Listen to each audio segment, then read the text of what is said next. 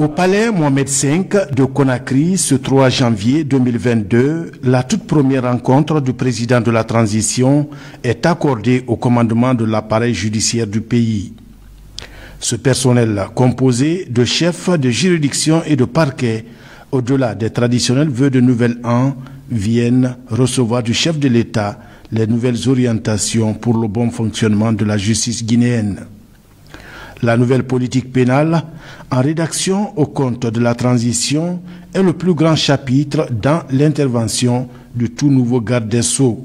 Nous portons à votre connaissance qu'un travail technique est en cours, dont les résultats sont disponibles et qui feront l'objet de validation à l'occasion des prochaines assises nationales autour de la justice, conformément à vos orientations.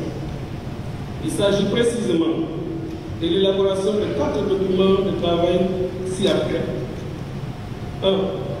Le projet de document concernant les résultats de l'évaluation du plan d'action prioritaire de réforme de la justice 2015-2019. 2. Le projet de politique pénale. 3. Le projet de politique pénitentiaire. 4.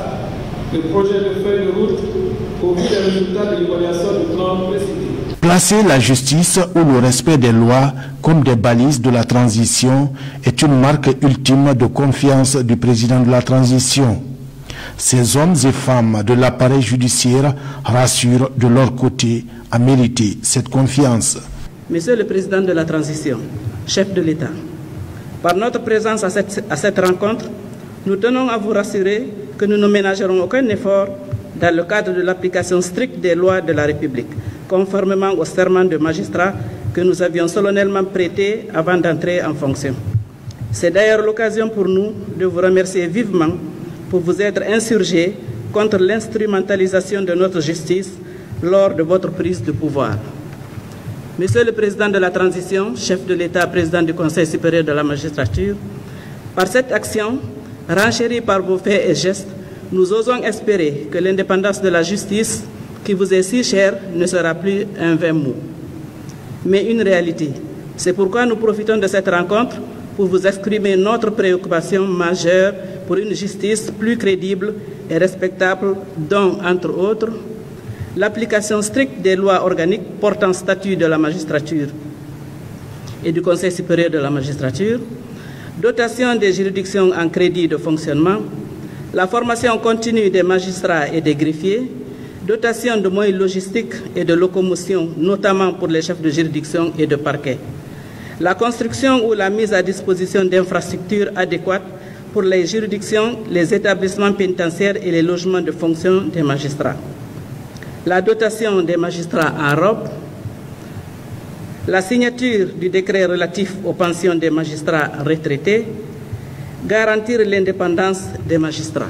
Le président de la transition, dans son allocution devant la grande famille des magistrats, est tout d'abord revenu sur sa ferme détermination à doter le pays d'une justice de toutes les vertus. J'ai estimé que la machine doit tourner. Le chantier est tellement vaste qu'il faut commencer rapidement. Je veux une justice indépendante, respectueuse des droits humains. Ceci est très important à relever car il permettra d'éviter les dérives et les excès. Mesdames et messieurs, notre pays est au tournant de son histoire. Il faut les actes forts et des actions concrètes pour redorer l'image de la justice. Dans un passé récent, la justice guinéenne était caractérisée par la corruption. Vous savez tous qu'aucun pays ne peut se bâtir sans la justice. Il nous appartient à cette phase décisive de notre histoire de faire notre remise en cause et écrire les lettres nobles de l'institution judiciaire. C'est cet appel que je vous lance pour que la justice soit pour chacun, conformément à votre devise si chère. La loi est dure, mais c'est la loi. Plus personne ne doit être brimé du fait d'un manque de relations et plus personne ne devrait être favorisé du fait de son rang social ou de ses relations dans le fait de vos saisines conformément à la loi. Recueillons ensemble la confiance entre la justice et les justiciables. Vous pouvez compter sur tout mon soutien et mon accompagnement. Je reste convaincu qu'ensemble, on y arrivera. Je vais aussi vous assurer que vous aurez les moyens vous permettant de travailler dignement dans vos fonctions respectives, en tenant compte, bien sûr, des ressources que dispose l'État. Redorer l'image de la justice guinéenne et faire d'elle un système garant d'une transition réussie.